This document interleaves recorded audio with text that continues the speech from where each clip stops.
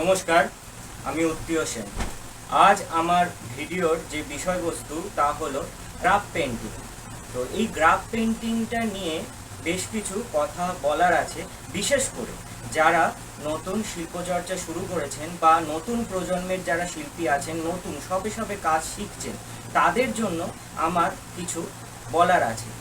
এই কথাগুলি বলার আগে প্রথমেই বলে নিই, আমি কালকেই সাগর ব্যানার্জি, আমি সাগরদা বলি, তো সাগর ব্যানার্জির সাথে আমার অনেক কথা হচ্ছিল। উনি হচ্ছেন রবীন্দ্রভারতী থেকে পড়াশোনা করেছেন, মাস্টার ডিগ্রি করেছেন। তো আমি ইন্ডিয়ান আর্ট কলেজের ছাত্র। তো আমাদের দুজনের মধ্যে কিছু বিষয় নিয়ে কথাবার্তা হচ্ছিল রাতের বেলা।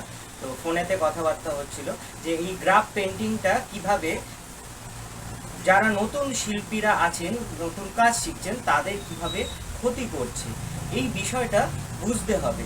প্রথমেই একটা কথা বলে নিই, আমার বহু ফ্রেন্ড আছেন এই ফেসবুকে, অনলাইন বলুন বা সোশ্যাল মিডিয়ায় বলুন। তো অনেক মানুষ আছেন, অনেক নতুন শিল্পী আছেন যারা কাজ করছেন এবং অসাধারণ কপি করতে পারেন, অসাধারণ প্রিন্ট আউটের মতো ছবি করতে পারেন।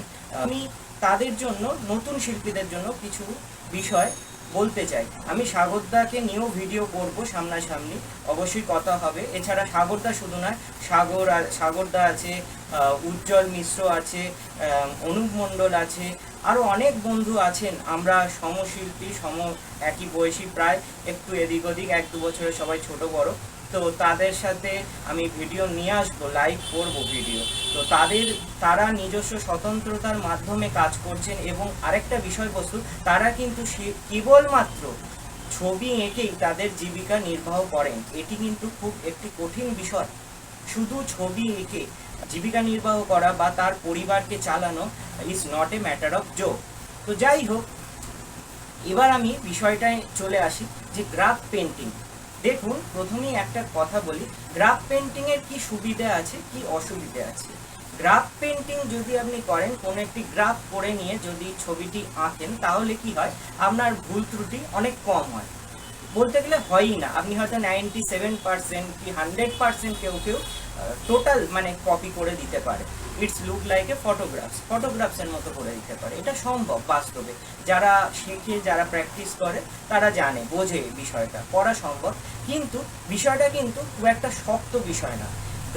গ্রাফ করে যদি আপনি ছবি আঁকেন, যে ছবি আঁকতে জানে না তাকেও যদি আমি গ্রাফ প্যাটার্নটা শিখিয়ে দিই, গ্রাফের ফর্মুলাটা শিখিয়ে দিই, তাহলেও কিন্তু সে যদি 8-10টা প্র্যাকটিস করে, তাহলে কিন্তু সে সেই ছবিটা আঁকতে পারবে। তার কাছে সেই ছবিটা খুব একটা শক্ত বিষয় হবে না। কিন্তু এই গ্রাফ করে কি ক্ষতি হয়, সেই দিকটা কিন্তু বিবেচনার বিষয়।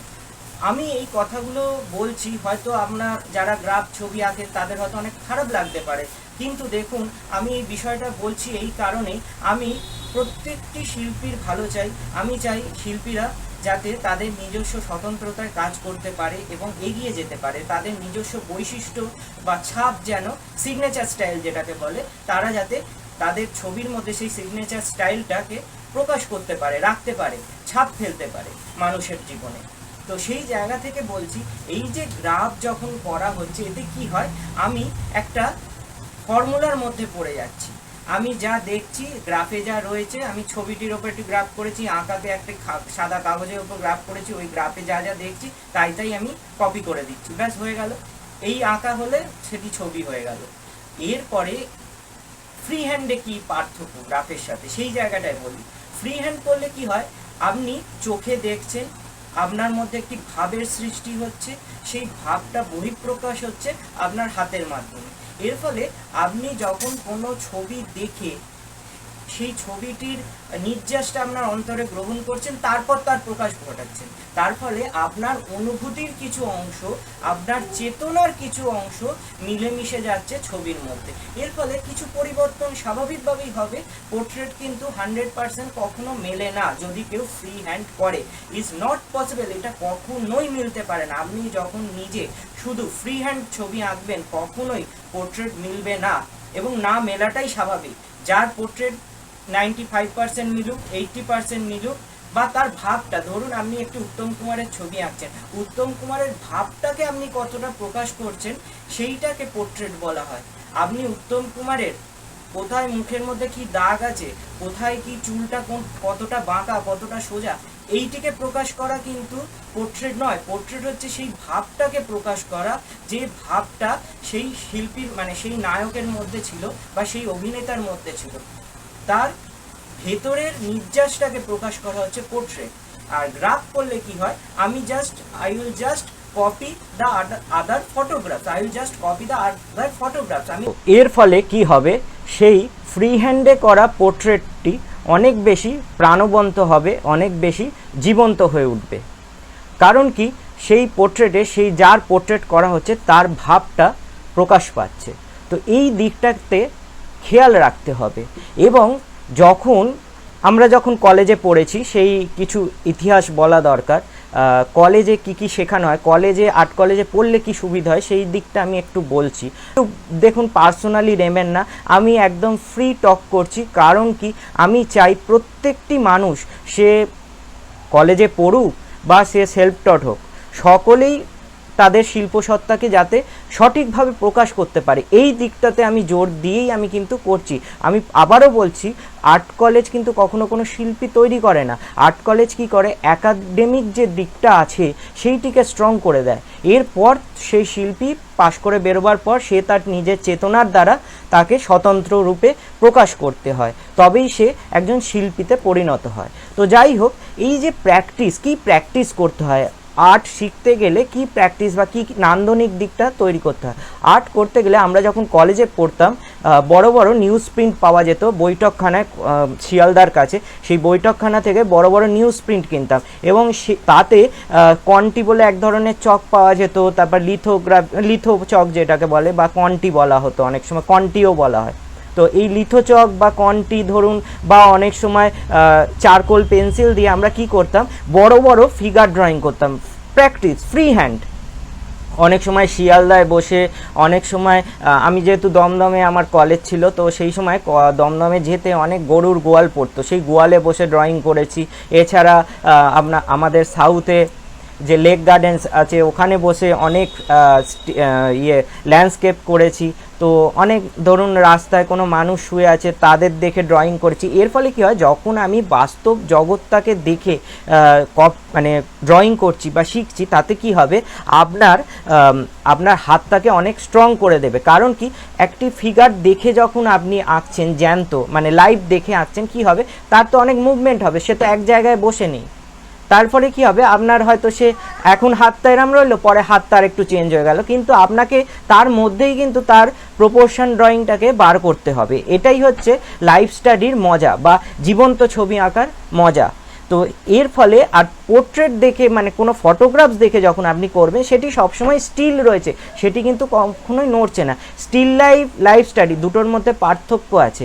আবার স্টিল লাইফ যখন আপনি মানে জীবন্ত দেখে করছেন, সেই স্টিল লাইফের আলাদা অনুভূতি, আলাদা শিক্ষা। আপনি আবার যখন ফটোকপি করছেন, সেটিরও আলাদা শিক্ষা, আলাদা অনুভূতি। এই বিষয়গুলো একজন শিল্পীর যখন নতুন কাজ শিখছে, আমি আবারও মেনশন করে দিচ্ছি, আমি নতুন শিল্পীদের জন্য এই ভিডিওগুলো বানাচ্ছি, যাতে নতুন শিল্পী যারা গুণী মানুষ আছে, আমি দেখছি যারা মানে এমন কপি করতে পারে, মানে আমি অবাক হয়ে যাই। আমি পারবো না হয়তো ওরকম ফটো রিয়েলিস্টিক কপি করতে, কিন্তু তারা যে ভুল পথে চালিত হচ্ছে, কিছু মানুষ হয়তো তাদের কোনোভাবে ভুল পথে চালিত করে দিচ্ছে, বলছে তাদের ফটোগ্রাফ দেখে কপি করো, এইগুলো ঠিক হচ্ছে না। তাই আমি চেষ্টা করছি সর্বতভাবে যাতে সেই সমস্ত শিল্পী যারা নতুন প্রজন্মের শিল্পীরা আছে, যাতে তারা ঠিক পথে চলে।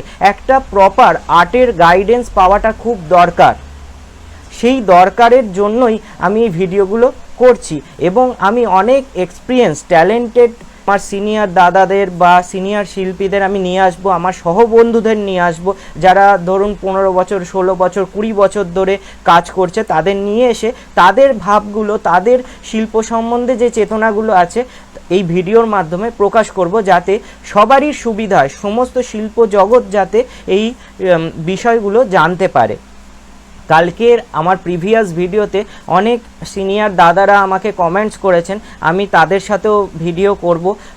তো তাপসদা কমেন্টস করেছেন, খুব মূল্যবান কমেন্টস করেছেন, তো তাপসদাকে নিয়েও আমি ভিডিও আনবো অবশ্যই। আরও অনেকে আছেন, সাগরদা করেছে, এরম অনেকেই করেছেন। তো আমি তাদের নিয়েও অবশ্যই ভিডিও করব। তাদের মতামত, মূল্যবান মতামতগুলো নতুন প্রজন্মের শিল্পীদের শোনা দরকার। কিছু আরেকটা বিষয় আছে, এখন এই ফেসবুক লাইক যত বেশি পড়ে লোকে ভাবছে তারা অনেক বড় শিল্পী, সেই বিষয় নিয়েও আমি আলাদাভাবে একটা ভিডিও করব। আজকে আমার ভিডিওতে বক্তব্য ছিল গ্রাফ পেন্টিং। তো গ্রাফ পেন্টিংয়ের এই সুযোগ, এই ভুল, মানে এই সুবিধা, এই ভুল আমি বললাম। তো সুবিধা যেমন আছে, আপনি হচ্ছে ওই একদম কপি করে দিতে পারবেন। ভুল যেদিকে হচ্ছে আপনার হাতটিকে স্লো পয়জন করবে, আপনার হাতটি কিন্তু নষ্ট হয়ে যাবে। আপনি যদি ফ্রি হ্যান্ড পেন্টিং না করেন কখনোই আপনার কবজিটা খুলবে না। এই যে মুভমেন্ট, হাতের একটা মুভমেন্ট হয়, এই মুভমেন্টটা যতক্ষণ না আপনি ভালো করে করতে শিখবেন ততক্ষণ কিন্তু আপনার ছবিতে সেই স্বতঃস্ফূর্ত ভাবটা আসবে না। যারা এটা দীর্ঘদিন শিল্প নিয়ে চর্চা করছেন, যারা অনেক live study, still live practice করেছেন, ফ্রি হ্যান্ড, যারা শিয়ালদায় বসে ড্রয়িং করেছেন, হাওড়া স্টেশনে করেছেন, বা রাস্তায় বসে ড্রয়িং করেছেন, একদম বাস্তব মাটিতে নেমে কাজ করেছেন, তারা এটা অনেক বেশি ভালো বুঝবেন। আমি আবারও বলছি, আমার ভিডিও কাউকে ক্রিটিসাইজ করার জন্য নয়, আমি সত্যটিকে তুলে ধরার চেষ্টা করছি। যারা গ্রাফ পেন্টিং করছো, কমিশন ওয়ার্কের জন্য যদি মনে হয় করবে, অবশ্যই করো, কোনো ক্ষতি নেই। কিন্তু নিজের প্র্যাকটিস, নিজের হাতকে তৈরি করার জন্য অবশ্যই ফ্রি হ্যান্ড পেন্টিং করো বা করুন। ফ্রি হ্যান্ড পেন্টিংটা মাস্ট নেসেসারি। একজন শিল্পের জগতে আপনাকে যদি 12 বছর টিকে থাকতে হয় বা এক যুগ টিকে থাকতে হয়, তাহলে কিন্তু আপনাকে অবশ্যই ফ্রি হ্যান্ড প্র্যাকটিস করতে হবে। ফ্রি হ্যান্ড প্র্যাকটিস না করলে আপনার মনে কখনোই কোনো ভাবের সৃষ্টি হবে না, কোনো আবেগ আসবে না। আপনি কি হয়ে যাবেন, আপনি একটি কপি ভার্সন হয়ে যাবেন, কপি, জেরক্স কপির মতো একটি জায়গায় চলে যাবেন। আপনি you are making goods, not art. আপনি গুডস তৈরি করবেন বা product, you are making product, আপনি প্রোডাক্ট তৈরি করবেন, বাট আপনি কোনো ক্রিয়েটিভ শিল্প তৈরি করতে পারবেন না। তো সবাই ভালো থাকবেন, এবং এই ভিডিওটি আবারও বলছি, for tutorial purpose I will make that video. আমি এই ভিডিওটা এই জন্যই বানাচ্ছি, কেউ ব্যক্তিগত কাউকে আক্রমণ করা নয়, ব্যক্তিগত স্বার্থ হনন নয়। আমি কেবলমাত্র সঠিক পথটাকে জানাবার জন্য আমার যেটুকুনি সীমিত অভিজ্ঞতা, 17-18 বছরের যে সীমিত অভিজ্ঞতা, বিদেশের সাথে বিভিন্ন কাজ করেছি, আমেরিকা বলুন, ইউরোপ বলুন, অস্ট্রেলিয়া বলুন, বিভিন্ন দেশের সাথে কার্টুনিস্ট হিসাবে কাজ করছি, তার থেকে যে সীমিত অভিজ্ঞতা আমি সঞ্চয় করেছি, সেই অভিজ্ঞতা থেকে আমি কথাগুলো বলছি। এবং আমার অনেক সহবন্ধু আছেন, শিল্পী দাদা আছেন, তাদেরকেও আমি অনুরোধ করব আমার সাথে যুক্ত হয়ে আপনাদের মতামতগুলো নতুন প্রজন্মের শিল্পীদের কাছে তুলে ধরুন, যাতে তারা এই ধরনের গ্রাফ পেন্টিংয়ের যে ভুল পদক্ষেপে এগোচ্ছে সেটি না করে তারা যাতে ফ্রি হ্যান্ড পেন্টিং করে এবং ফ্রি হ্যান্ড প্র্যাকটিসের দিকে এগিয়ে যায়, একটা মুভমেন্ট আসে। এই গ্রাফ পেন্টিংয়ের বিষয়টাকে একটু ভাবার দরকার হয়ে পড়েছে, এবং আমি রেকমেন্ড করব, আমি সবাইকে, যে সমস্ত শিল্পী দাদারা আছেন, বিশেষ করে সাগরদা, তাপসদা, এই গ্রাফ পেন্টিং নিয়ে আপনারা একটু আপনাদের মূল্যবান মতামতগুলো আপনারা ভিডিও করে বলুন সোশ্যাল মিডিয়ায়, কারণ এগুলো খুব দরকার। আপনাদের মন্তব্যগুলো মানুষের জানার খুব দরকার হয়ে পড়েছে। ভালো থাকবেন, অনেক ধন্যবাদ আমাকে সময় দিয়ে শোনার জন্য, দেখার জন্য। ব্যক্তিগতভাবে নেবেন না, আমি সবারই ভালো চাই বলে এই কথাগুলো বললাম। ভালো থাকবেন।